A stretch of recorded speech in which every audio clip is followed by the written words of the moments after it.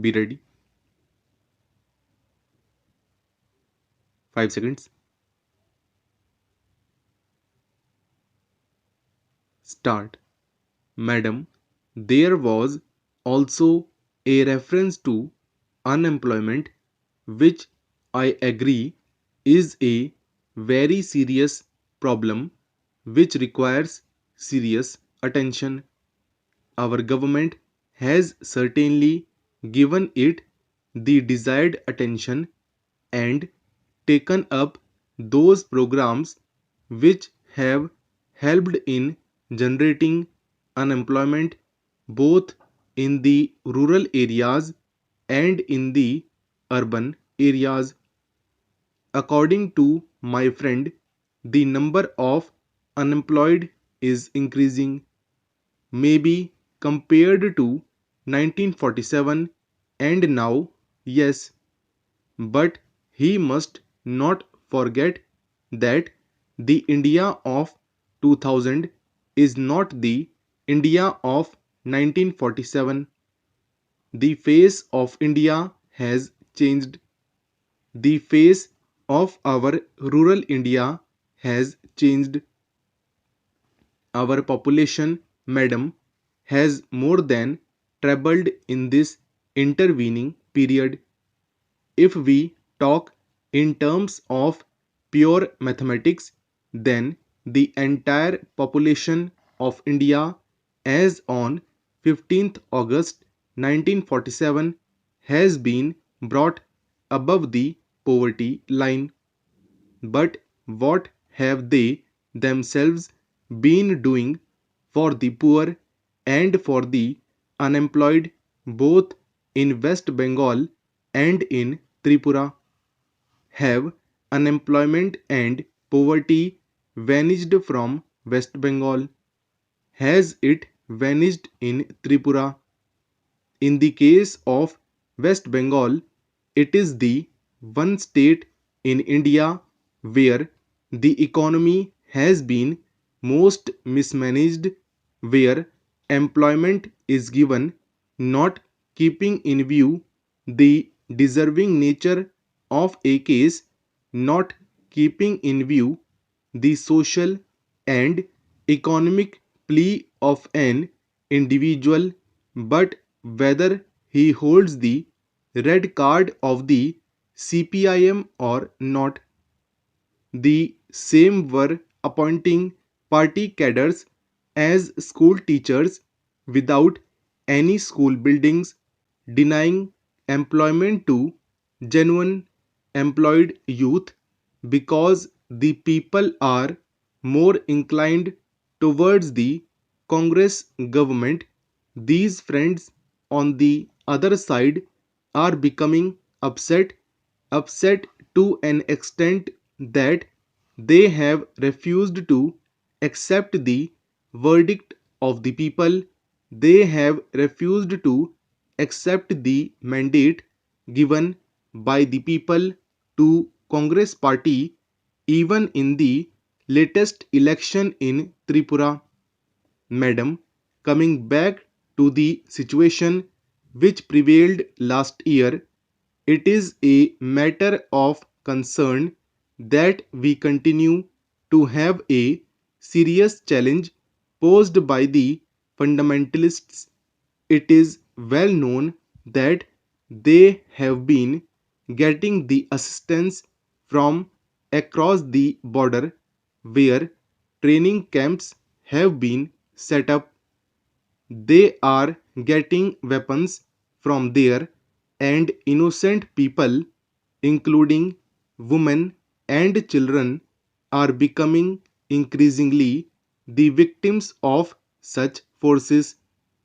We condemn this outside interference and assistance, and we should not have any reservations. Sir, the other threat which we face because of the military buildup across our borders is also a threat for all of us to face.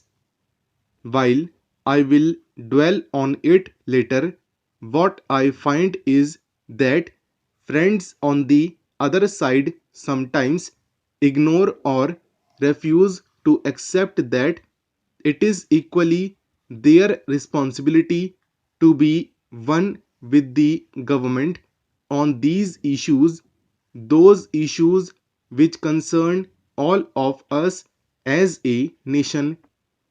Last year, we have also seen the worst drought of the century, more severe than what was there in 1967.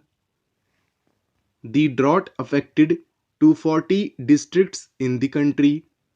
In some parts of Saurashtra and Rajasthan, it was for the third or fourth successive year that the drought was there, and in Bengal, Assam, and parts of Bihar do had floods.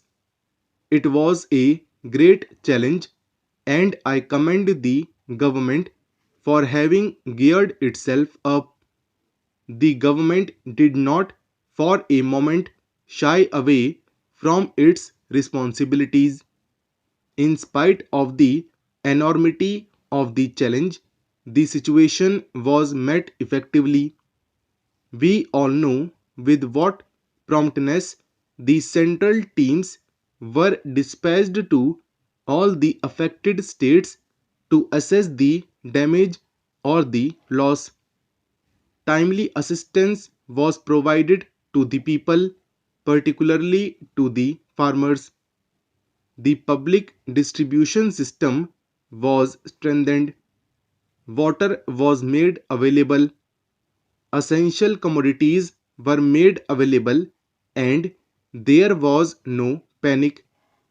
In any other country, particularly in a developing country, a crisis of this magnitude would have resulted in panic. But here we commend the government for having weathered the storm, and in addition to that, for the alertness with which the counter fiscal measures have been taken and financial discipline introduced in the country to check the inflationary trend. I will not go into details about the economic achievements which have been mentioned in detail by my esteemed colleague. But may I say that this challenge of drought is certainly not over.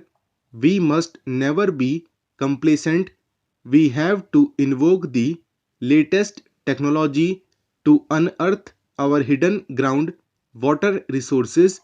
We have to ensure adequate growth in production of fodder and also strengthen our public distribution system.